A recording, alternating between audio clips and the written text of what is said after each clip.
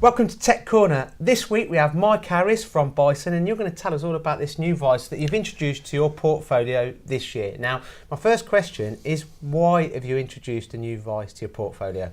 To complement the existing range, we brought this new CNC style Vise out. 3 different sizes with self-centering jaws. This one, which is the smallest one, is 100mm size width jaw widths.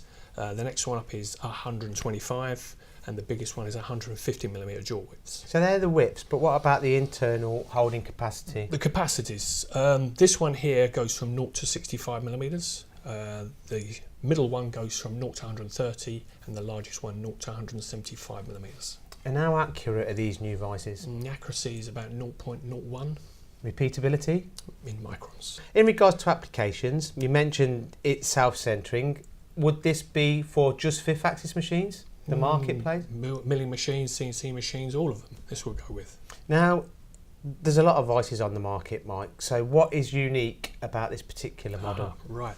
This one, you can take the centre piece out, and then you can adjust this, undo it, and then you can float the jaws off centre. Once you get it in the position you require, you have to secure it. That's mainly if you're using a machine that you have 3 of these Vises on the bed, and you're machining, say, a rail. You do the middle one up, it's fine. Go to the side, do that Vise up, fine.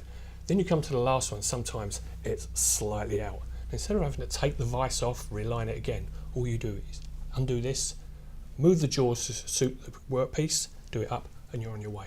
So it gives you a bit of flexibility. Flexibility. It's a floating mechanism, goes off centre. Unique. Well, thanks for all this information. Now, Bison have a special promotional offer on these Vises, the whole range of the Vises, which runs till the end of the year. Now, you can find out more on the MTDCNC website.